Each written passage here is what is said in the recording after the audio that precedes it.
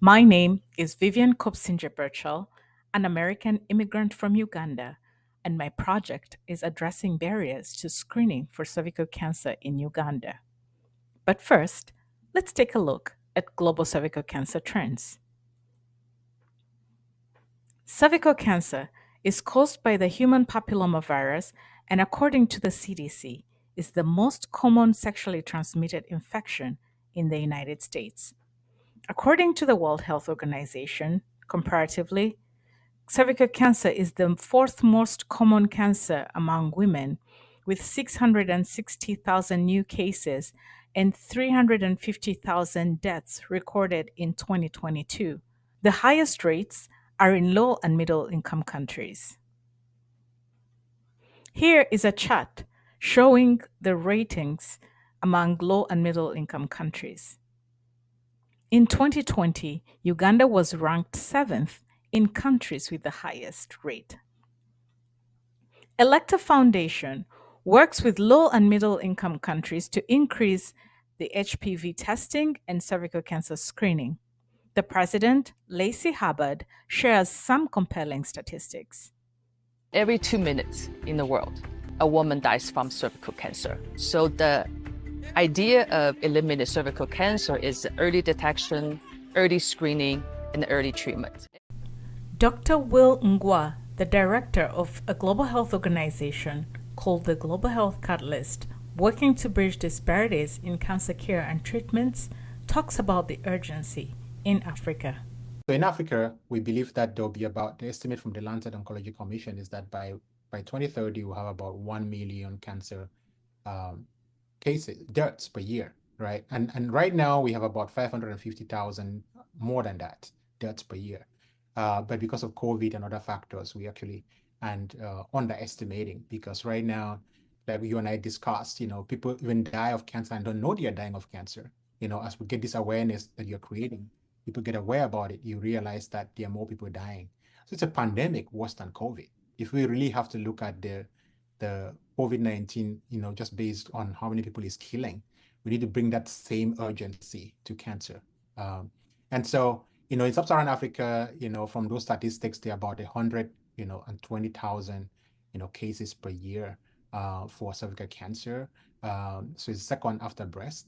But in terms of death, we 70% of those, about 70% of those with cancer die. And so that's about 80,000 women dying per year. This urgency is shared in Uganda, where cervical cancer has the highest incidence of women related cancers.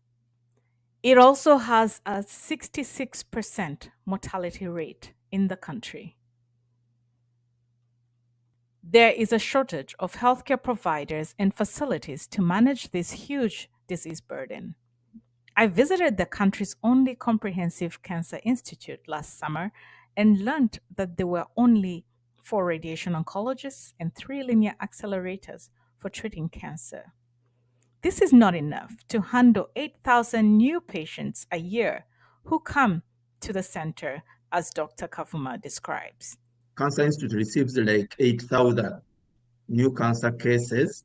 So out of these, 40% are cervical cancer. I witnessed the inadequate resources that are serving all the patients. I saw crowded rooms with people receiving chemotherapy, people lying on floors, long lines in the waiting areas, and with the exception of a few new machines, many were old. This is not surprising with a country that spends only 4% of its GDP on health, with 15 physicians per 100,000 patients and only 50 beds per 100,000 patients, compared to the USA or the world average. The country also has 26% of its population, or 47.7 million people, in urban areas, which means 70% live in rural areas and 21.4 live below the poverty line. What does this mean? This means that the largest population in the country depends on rural health centers that are not equipped to manage complicated and late cancer diagnosis. I chose to show these pictures of a health center because it is in the town I went to junior high school and high school in. Every woman who is diagnosed with late stage cancer is referred to the only comprehensive cancer institute, which is already overwhelmed. So, early screening is key. This is why we need a solution to address the poor screening, late diagnosis, and ultimately high mortality, especially among people in rural areas. The project is a media platform that is mobile accessible, creates literacy around cervical health topics to reduce fear and encourage early screening both in rural and urban areas. The culturally centered videos are created to be relatable, to provide guidance on when women should seek medical attention, where to find services, and provide answers to frequently asked questions. They are also designed to be shared by healthcare workers and women in Uganda.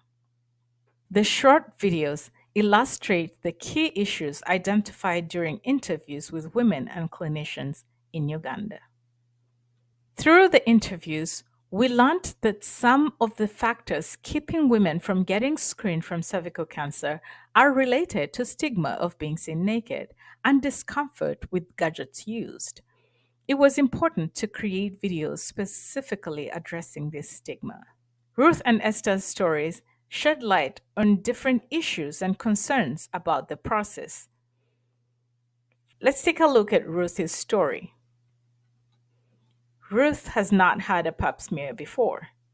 What does she have to say about this? I don't remember doing the cervical cancer training, but I know definitely someone has to go down there. So I guess you have to prepare yourself mentally. Make sure maybe you're not in your period. Make sure you're clean. You everything down. Yeah, you know what happens.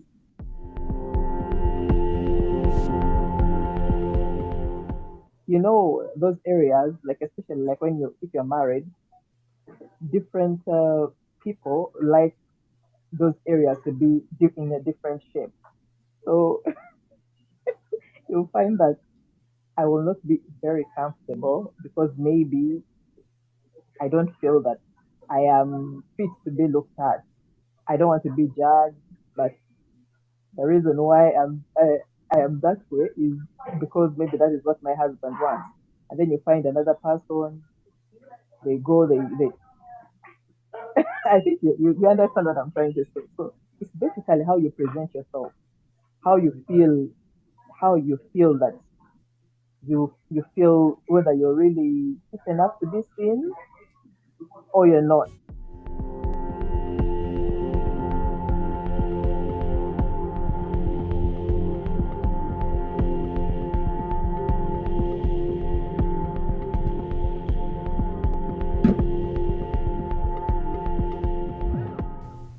Another fear that Esther, who has done a pap smear, initially had was the fear of a large metallic object being inserted into her. My first experience, I had refused after seeing the gadgets. I was like, no, I won't handle. And the doctor's like, no, be easy, be calm, just stay calm, and everything will be okay. So the first experience was a bit uncomfortable, but after knowing the dangers of cervical cancer, of course, I would gladly go again and do the third screening because this is a cancer that you don't feel pain when it's starting, but by the time you realize you have the cancer, it's in the last stages. So, the target group for these videos is women like Ruth and Esther who are between the age 15 to 54 because it's a sexually active group of women. This group is approximately 11 million women. They mostly share information amongst themselves through social media like WhatsApp, and this digital intervention has the potential to reach a wide population without geographical, weather, and other barriers to accessing information. So, what is the intended impact?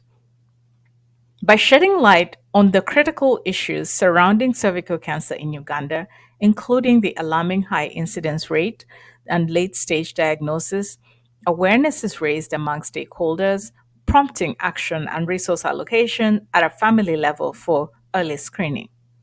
And addressing the prevalent panic and misinformation surrounding cervical cancer diagnosis within families can lead to more informed decision making in support structures, reducing unnecessary fear and stress. By acknowledging and sensitively addressing women's fears, particularly regarding screening and potential diagnosis, the project aims to dismantle psychological barriers to seeking healthcare, thereby increasing participation in HPV screening programs. Ultimately, the overarching goal is to facilitate early detection and treatment, thus improving patient outcomes and saving lives. Additionally, by empowering women with information and support, the project contributes to fostering a sense of agency and confidence in navigating the healthcare system, leading to improved overall well being within the affected communities. Why did we choose a digital intervention? Even though Uganda is a low income country, mobile usage is high, with a registered mobile cellular subscription of 30 million users in 2021, according to the CIA fact sheet. However, Data Portal has an updated 2024 figures of 33 million, which is approximately 67% of the population. This does not necessarily translate to access to internet connectivity, but it's a good starting point. There are barriers to women's screening that are addressed in the video education series, but solutions may not be available yet, and some require international intervention and collaboration. For example, one recommendation is for global actors to partner with the government of Uganda, Uganda Cancer Institute, and local health centers to roll out HPV self sampling, which would address the stigma associated with women exposing their genitalia to healthcare workers. Would a less invasive option make women more willing to take preventive measures? Well, it has worked, or it is working, in Rwanda, where Electa Foundation is partnering with the government to screen women in rural areas. Take a listen at the statistics. Every day, we have 500 to 600 women coming to their local health centers, like local health posts, to participate HPV testing. If women in Uganda participated in HPV self sampling testing and cervical cancer screening in similar numbers to complement the government's vaccination campaign rollout for the younger age group, women's lives could be saved due to early screening, diagnosis, and treatment.